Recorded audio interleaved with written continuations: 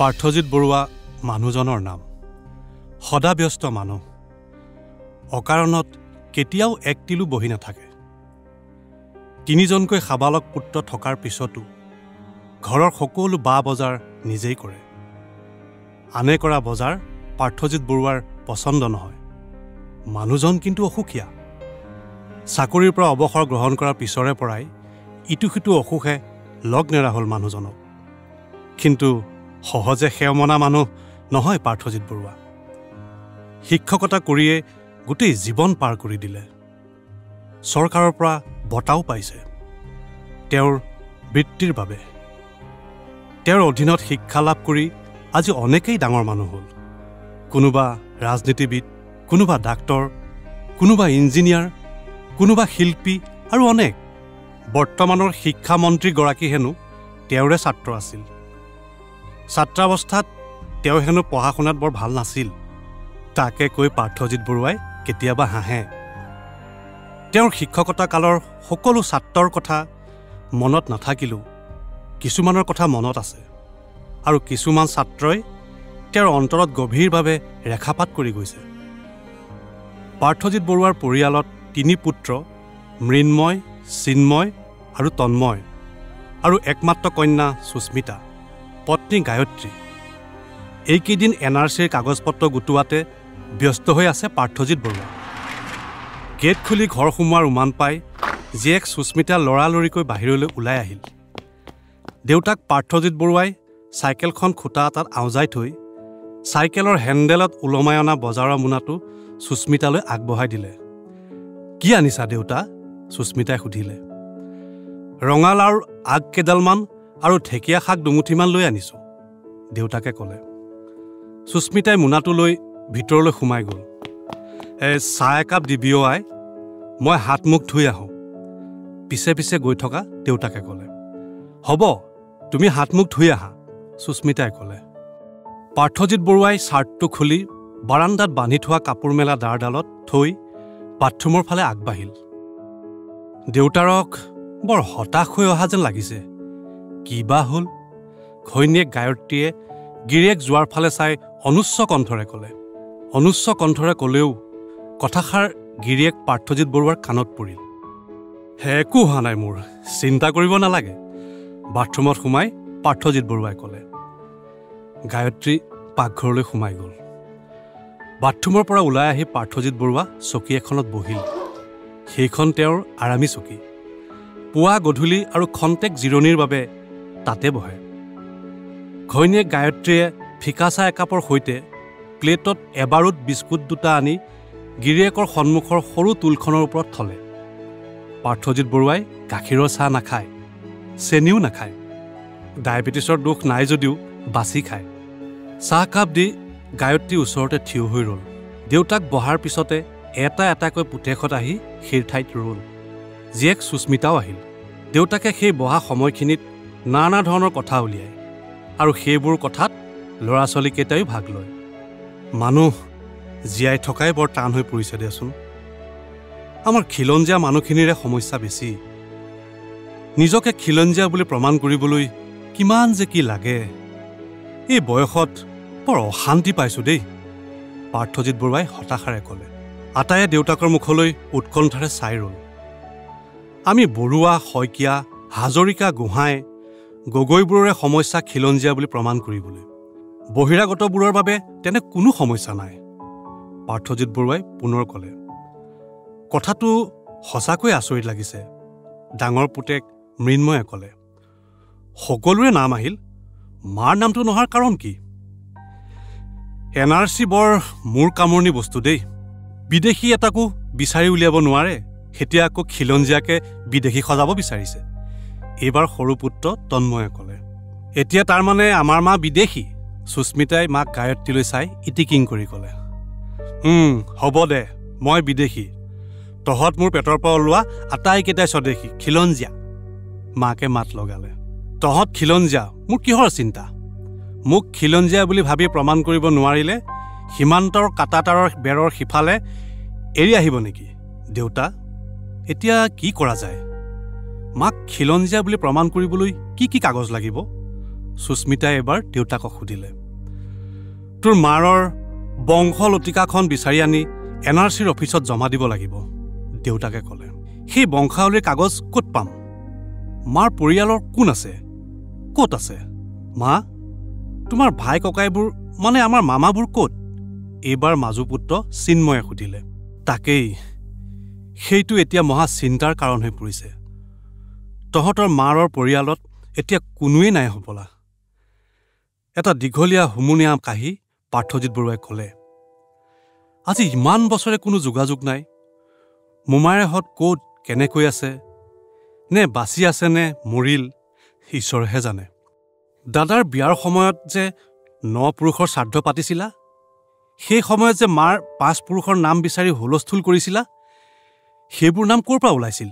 চিন্ময়ে প্ৰশ্ন কৰিলে। মই 5 পুৰুষৰ নাম পোৱা নাছিলোঁ, 3 পুৰুষৰ নামহে পাইছিলোঁ, মাক গায়ত্ৰীয়ে ক'লে।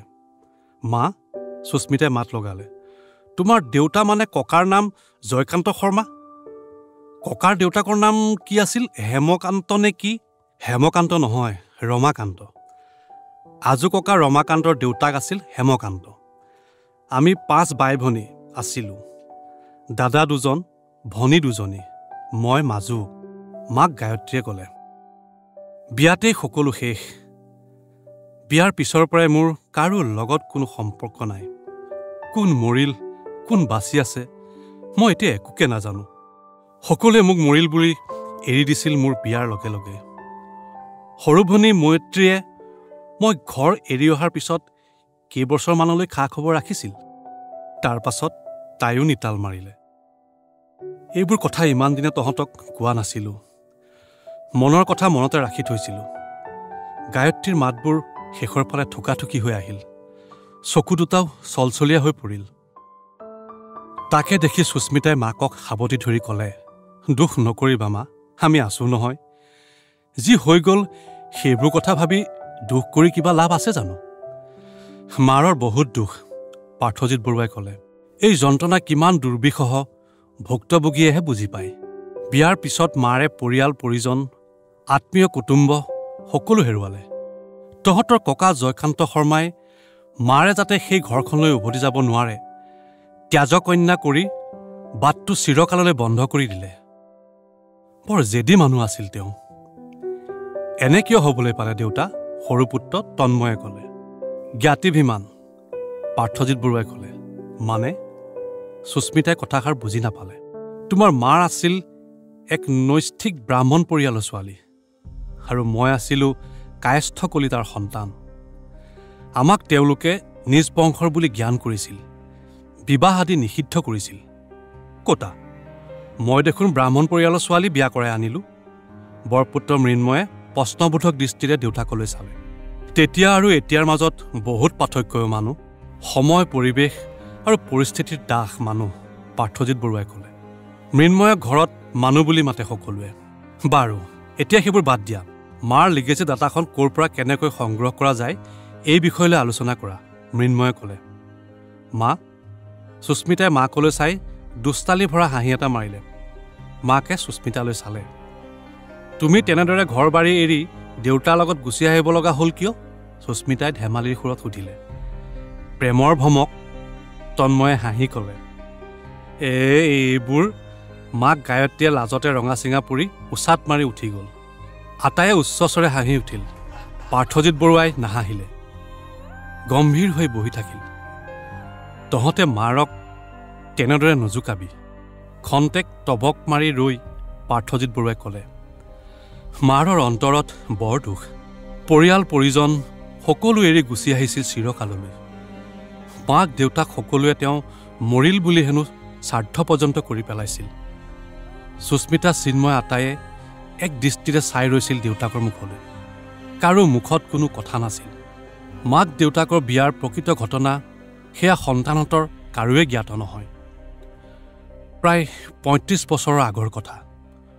কৰ্মসূত্ৰে পাৰ্থজিৎ বৰুৱা আছিল পৰ্বতপুৰ নামৰ ঠাইখনত। সেই ঠাইখনৰ স্কুল এখনত শিক্ষকতা কৰিছিল তেওঁ। গায়ত্ৰী তেতিয়া গায়ত্ৰী শৰ্মা আছিল। দেউতাক জয়কান্ত শৰ্মা আছিল এজন নৈষ্ঠিক ব্ৰাহ্মণ। গাঁওখনৰ এমূৰত এটা শিৱ মন্দিৰ আছে। প্ৰাচীন কালৰ শিৱ মন্দিৰ। কোনে কেতিয়া সেই শিৱ মন্দিৰ সেই ঠাইত নিৰ্মাণ কৰিছিল সেই বিষয়ে ইতিহাস নিমাত সেই শিৱ মন্দিৰৰে পূজাৰী জয়নাথ শৰ্মা। তদুপৰি ওচৰে পাজৰে থকা গাঁওবোৰত বিয়া আদি হ'লে যজ্ঞমানিও কৰে। এনেদৰে তেওঁ সংসাৰখন চলাইছিল। পিছে বৰ স্বাচ্ছন্দ্যৰে সংসাৰখন চলাব পৰা নাছিল। কোনো মতে যোৰা তাপলি মাৰি চলাইছিল। অৱশ্যে ডাঙৰ পুতেক শ্ৰীমন্তৰ গাঁৱতে চাউল চেনিৰ এখন দোকান আছিল। মাজুজীয়ে গায়ত্ৰী প্ৰেমত পৰিছিল পাৰ্থজিৎ বৰুৱাৰ লগত। দিন যোৱাৰ লগে লগে প্ৰেমৰ গভীৰতা বাঢ়িছিল। কিন্তু গায়ত্ৰীয়ে ভালদৰে জানিছিল যে তেওঁলোকৰ এই প্ৰেমৰ ঘৰখনৰ কোনোৱেই মানি নল'ব। জনাজনি হ'লে বিপৰ্যয়হে আহিব পাৰে। গায়ত্ৰীৰ ঘৰখনৰ পৰা ওলোৱা সোমোৱা বন্ধ হৈ যাব। আৰু অৱশেষত সেয়াই হৈছিল। প্ৰেমক লুকুৱাই ৰখাটো টান। গায়ত্ৰীও নোৱাৰিলে। তেওঁলোকৰ প্ৰেমৰ কথা ঘৰখনে গম পোৱাৰ পিছত গায়ত্ৰীৰ ঘৰৰ পৰা ওলোৱা সোমোৱা বন্ধ হৈ গৈছিল। মানসিক অত্যাচাৰ চলিছিল গায়ত্ৰীৰ ওপৰত। গায়ত্ৰীৰ সৰু ককায়েক শংকৰে পাৰ্থজিৎ বৰুৱাক শাৰীৰিকভাৱে অপদস্থ কৰিছিল। এদিন বৰ বেয়াকৈ কৰিছিল। এজন শিক্ষকক জনসমাগমত এনেদৰে চৰিত্ৰৰ দোহাই দি শাৰীৰিকভাৱে অপযোগ কৰাটো বৰ অপমানৰ কথা। পাৰ্থজিৎ বৰুৱাই সহ্য কৰিব পৰা নাছিল। লাজে অপমানে মিয়মান হৈ সেই ঠাই ত্যাগ কৰিছিল। চাকৰিও তাতেই জলাঞ্জলি দিছিল। কিন্তু গায়ত্ৰীক এৰি থৈ অহা নাছিল। এজন বন্ধুৱে সহায় কৰিছিল পাৰ্থজিৎ বৰুৱাক এই ক্ষেত্ৰত। গায়ত্ৰীক যিকোনো প্ৰকাৰে পলুৱাই লৈ যোৱাৰ কথা কৈছিল। চাকৰি যেতিয়া এৰিলেই পৰ্বতপুৰত থকাৰ কোনো প্ৰশ্নই নুঠে। বন্ধুজনৰ সহায়ত পাৰ্থজিৎ বৰুৱাই গায়ত্ৰীক পলুৱাই আনিলে। পলুৱাই অনাৰ পিছত সেই বন্ধুজনেই দুয়োকে 4 দিনমান এক নিৰাপদ স্থানত লুকুৱাই ৰাখিছিল। তাৰ পিছত সেই পৰ্বতপুৰৰ পৰা এনিশা দুয়োকে পলুৱাই পঠাইছিল। সেই বন্ধুগৰাকী অনুৰাগ শৰ্মাৰ কথা পাৰ্থজিতে জীৱনত পাহৰিব নোৱাৰে। নিজৰ জীৱন বিপন্ন কৰি তেওঁ পাৰ্থজিতক সহায় কৰিছিল। এনে বন্ধু পাবলৈ ভাগ্য লাগে। অনুৰাগ শৰ্মাৰ সেইখিনি সহায় নোপোৱা হ'লে পাৰ্থজিৎ বৰুৱাই গায়ত্ৰীক কেতিয়াও জীৱন সংগিনী ৰূপে নাপালেহেঁতেন। তাৰপিছত সেই পৰ্বতপুৰৰ সেই ঘৰ, সেই পৰিয়াল গায়ত্ৰীৰ বাবে চিৰকাললৈ হেৰাই গৈছিল। হৃদয়ৰ আপোনজনক পাবৰ কাৰণে গায়ত্ৰীয়ে সকলো ত্যাগ কৰি ওলাই আহিছিল। পৰ্বতপুৰলৈ কোনোবা যাব লাগিব। তাৰ বাহিৰে আৰু কোনো উপায় নাই। মৃন্ময়ে ক'লে। মই যাম। পাৰ্থজিৎ বৰুৱাই ক'লে। মোৰ সেই বন্ধু অনুৰাগক লগ পালে আৰু চিন্তা নাই। সকলো কাম তেওঁৱে কৰি দিব। নাই নাই, তুমি যাব নোৱাৰা। মৃন্ময়ে চিঞৰি উঠিল আৰু ক'লে, তুমি অসুখৰ পৰা সুস্থ হৈ উঠা কেইদিন হৈছে। ভালে থাকিলেও তুমি যাব নোৱাৰা। তেন্তে তয়ে যা। দেউতাকে চকীখনত গাটো এৰি দি ক'লে। দেউতা, চাহ কি হ'ল? নাখালা দেখোন। সুস্মিতাই চাহৰ কাপটোলৈ চাই ক'লে, পাহৰিছিলোৱেই। এই কাপ চেঁচা হ'ল চাগৈ। পাৰ্থজিৎ বৰুৱাই হেতা হাঁহি এটা মাৰি ক'লে। সুস্মিতাই লগে লগে হাতত চাহ কাপ তুলি ক'লে, ৰ'বা, মই এতিয়া একাপ ধুনীয়া গৰম চাহ বনাই আনি দিছোঁ। নালাগে, হ'ব দে। সেইকণকে দে, দেউতাকে ক'লে। সুস্মিতাই নুশুনিলে। কি হ'ল মানুহ? একো নকলি দেখোন। দেউতাকে এবাৰ মৃন্ময়লৈ চাই সুধিলে। মই এইকেইদিন কোম্পানীৰ কামত কলকাতালৈ যোৱাৰ কথা। 10-12 দিনৰ কাৰণে যাব লাগিব। চিন্ময় যাওক, সি পাৰিব। এদিন বা দুদিনৰ কথাহে, মৃন্ময়ে ক'লে। মই যাম। মই সহজে গৈ কামখিনি কৰি আহিব পাৰিম। মোৰ বাবে এইবোৰ বাওঁহাতৰ খেল। চিন্ময়ে কিবা কোৱাৰ পূৰ্বেই তন্ময়ে ক'লে, বাহাদুৰি মৰা নাই। মই সহজেই কামখিনি কৰি আহিব পাৰিম। তাৰ লগতে মাৰ পুৰণি সম্পৰ্ক আকৌ নতুনকৈ সংজীৱিত কৰি আহিম, তন্ময়ে পুনৰ ক'লে। ইতিমধ্যে সুস্মিতাই নতুনকৈ চাহ একাপ আনি দেউতাকক দিলে। যা তেন্তে। পৰ্বতপুৰ পিছে ক'ত বা ইয়াৰ পৰা কিমান দূৰ তই উলিয়াব পাৰিবি জানো? চিন্ময়ে প্ৰশ্ন কৰিলে। কিয় নোৱাৰিম? গুগুল জিন্দাবাদ, তন্ময়ে হাঁহি ক'লে। গুগুল নহয়, ভূগোলৰহে জ্ঞান আৱশ্যক, দেউতাকে ক'লে। মই মেপ আঁকি বুজাই দিম, সেইদৰে যাবি। 20 তাৰিখৰ আগত কিন্তু আহি পাব লাগিব। 20 তাৰিখৰ ভিতৰত জমা দিয়াৰ দিন। 20 তাৰিখলৈ এতিয়াও বহুদিন আছে। সহজে ঘূৰি আহিব পাৰিম, তন্ময়ে ক'লে। ৩৫ বছৰ আগৰ পৰ্বতপুৰ আৰু এতিয়াৰ পৰ্বতপুৰৰ মাজত চাগে অনেক পাৰ্থক্য। চিন্ময়ে ক'লে। পাৰ্থক্য হ'বই, বাট পথবোৰো সলনি হ'ল চাগৈ। দেউতাকে ক'লে। তাত এতিয়া কোন আছে কোন মৰিল সেইবোৰতো নাজানো। মাৰক সুধি আটাইৰে নামবোৰ লিখি লৈ যাবি। তহঁতৰ ডাঙৰ মোমায়েৰৰ নাম শ্ৰীমন্ত, সৰু মোমায়েৰৰ নাম শংকৰ। শ্ৰীমন্তৰ 2টা ল'ৰা আছিল, পিছত আৰু সতী সন্ততি হৈছিল যদিও নাজানো। শংকৰৰ 1টা ল'ৰা আৰু এজনী ছোৱালী। দেউতা, সুস্মিতাই মাত লগালে। দেউতাকে সুস্মিতালৈ চালে। তন্ময়দাৰ লগত মোৰো যাবলৈ মন গৈছে। ময়ো যাম দেউতা, সুস্মিতাই অনুনয়ৰ সুৰত ক'লে। তই গৈ কি কৰিবি? আগতে তন্ময় গৈ কামটো কৰি ঘূৰি আহক, তাৰপিছত আমি যাম, দেউতাকে ক'লে। নাই নাই, মই এতিয়াই যাম। দেউতা, তুমি মোক বাধা নিদিবা। মামাহঁতক দেখা পাম আৰু তেওঁলোকৰ ল'ৰা ছোৱালী কিমান যে ভাল লাগিব। তেওঁলোকো আনন্দিত হ'ব। তন্ময়দা, তুমি নিবানে মোক? সুস্মিতাই সৰু ককাইক তন্ময়লৈ চাই সুধিলে। মোৰ আপত্তি নাই, তন্ময়ে লাহেকৈ ক'লে। তই লগত গ'লে মোৰ ভালেই লাগিব। দীঘলীয়া যাত্ৰাত কথা কোৱা যন্ত্ৰ এটা লগত থাকিলে ভাল। আমনিদায়ক নহয় যাত্ৰা। ইয়াহ! সুস্মিতাই আনন্দতে দুহাত ওপৰলৈ তুলি নাচিলে। পিছে তোৰ স্কুলৰ কি হ'ব? কোনে চলাব? ককায়েক মৃন্ময়ে সুধিলে। 2 দিন ক্ষতি হ'লে একো নহয়, তুমি চিন্তা নকৰিবা, সুস্মিতাই ক'লে। 2 দিনতকৈ বেছি দিনো লাগিব পাৰে, মৃন্ময়ে পুনৰ ক'লে। মই কাইলৈ গৈ আমাৰ হেডমাষ্টাৰক কৈ আহিম, সুস্মিতাই পুনৰ ক'লে। তেন্তে আমি পৰহিলৈ যাওঁ দেউতা, তন্ময়ে দেউতাকলৈ চাই সুধিলে। যা, ভালে কুশলে যা। বাট পথৰ কথা নুবুজাকৈ আগ নাবাঢ়িবি। সেই সময়ৰ পৰ্বতপুৰৰ ৰাস্তা ঘাট বৰ সুবিধাৰ নাছিল। এতিয়া নাজানো কেনে আছে, হয়তো কিছু উন্নত হৈছে। বুজি বাজি ল'বি, দেউতাক পাৰ্থজিৎ বৰুৱাই ক'লে। মই আজিৰ ভিতৰত পৰ্বতপুৰ সম্পৰ্কে সকলো তথ্য বিচাৰি উলিয়াম দেউতা। এইবাৰ তন্ময়ে দেউতাকক উদ্দেশ্যি সুধিলে। পৰ্বতপুৰ প্ৰকৃততে কি? গাঁও নে চহৰ নে পাহাৰীয়া ঠাই? মই তাত থাকোঁতে চহৰ নাছিল, সেই তাহানি কালৰ এখন সৰু গাঁও। এতিয়াতো সকলোবোৰ ঠাইৰে উন্নতি হৈছে। পৰ্বতপুৰৰো নিশ্চয় উন্নতি হৈছে। কাকতে পত্ৰই কেতিয়াওতো পৰ্বতপুৰৰ নাম দেখা মনত নপৰে। সেই এৰি অহাৰ পিছতে নামটো যেন হেৰাই গ'ল। তোৰ গুগলে পৰ্বতপুৰ ঢুকি নাপাবও পাৰে, দেউতাকে পুনৰ ক'লে। ঢুকি নাপালেও চিন্তা কৰিবলগীয়া একো নাই, মই যিকোনো প্ৰকাৰে বিচাৰি উলিয়াম, তন্ময়ে ক'লে। এনেকুৱাওতো হ'ব পাৰে যে এতিয়া পৰ্বতপুৰৰ চিনমুকামেই নাই, চিন্ময়ে মাত লগালে। চিনমুকাম কিয় নাথাকিব? নিশ্চয় থাকিব। হয়তো নামটো সলনি কৰিব পাৰে সেই ঠাইৰ মানুহে, দেউতাকে ক'লে। পৰ্বতপুৰৰ নামটোনো কিয় হ'ল? তাত কিবা পাহাৰ পৰ্বত আছে নেকি? চিন্ময়ে সুধিলে। নাই, পাহাৰ পৰ্বত একো নাই, কিন্তু ঠাইডোখৰ অসমতল। ওখ ওখ টিলা কিছুমান আছে, দেউতাকে উত্তৰ দিলে। টিলা মানে কি দেউতা? সুস্মিতাই সুধিলে। টিলা মানে কি তাকো নাজাননে? মৃন্ময়ে হাঁহি ক'লে। পাহাৰতকৈ চাপৰ ভূমিভাগকে টিলা বুলি কয়, চিন্ময়ে ক'লে। এটা কাম কৰা তন্ময়দা, মায়ে জনা পৰিয়ালৰ নামকেইটা নেটত মাৰি চোৱাচোন, সুস্মিতাই ক'লে। হয়তো কোনোবাটোৰ নাম ফেচবুকত পাই যাব পাৰোঁ।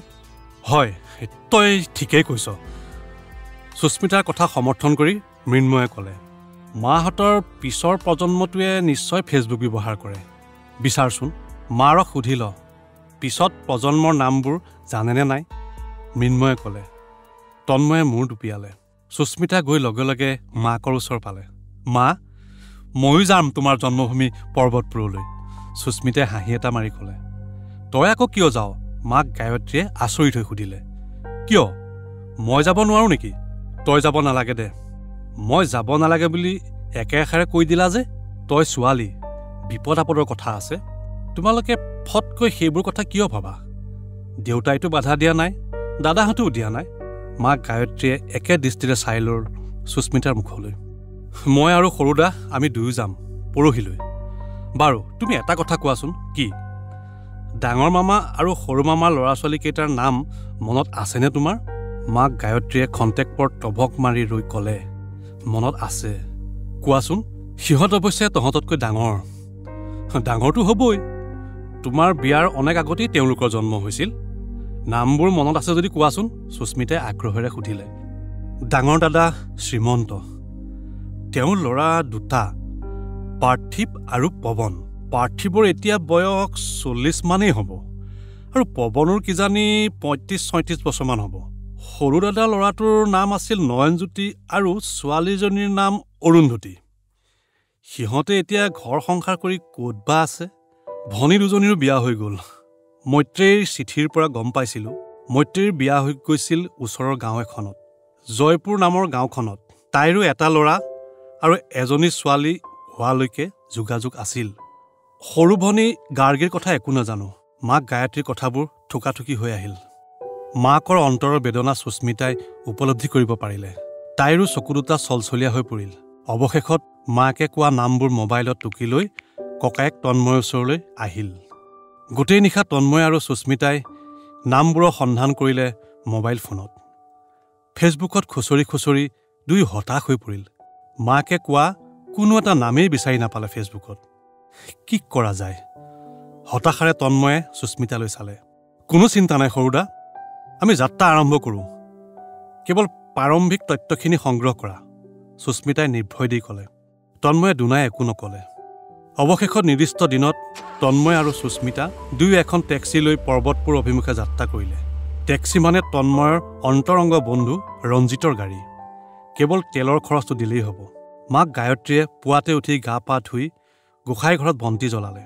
সন্তান দুটি যাতে ভালে কুশলে ঘূৰি আহে তাৰ বাবে ঈশ্বৰৰ ওচৰত প্ৰাৰ্থনা জনালে। কাকুতি ঘোষা দুফাকিও আওৰালে। দেউতাকে বিশেষ একো চিন্তা কৰা নাছিল। তন্ময় চালাক চতুৰ ল'ৰা, বিপদত পৰিলে চম্ভালিবও পাৰে। তাতে লগত তন্ময়ৰ বন্ধু ৰঞ্জিতো যাব। মা, তুমি চিন্তা নকৰিবা, আমি ভালে কুশলে ঘূৰি আহিম। তোমাৰ লিগেচি ডাটাৰ লগতে হেৰাই যোৱা মানুহবোৰক আকৌ উভতাই আনিম। আকৌ হেৰুৱা সম্পৰ্কবোৰ ঠন ধৰি উঠিব, তন্ময়ে ক'লে। সুস্মিতাই মাকক সাবতি ধৰি দুগালত দুটা চুমা খাই ক'লে, মা, তুমি সমূলি চিন্তা নকৰিবা। আমি আমাৰ মামা মামী, মাহী মহা সকলোকে বিচাৰি উলিয়াম। হেৰাই যোৱা মিঠা সম্পৰ্কবোৰ আকৌ গাৰ ল'ব। সুস্মিতাৰ মুখত মাক গায়ত্ৰীৰ প্ৰসাদস্বৰূপে আগবঢ়োৱা পেৰা এডোখৰ গুজি দিলে, আন ডোখৰ তন্ময়ৰ মুখত দিলে।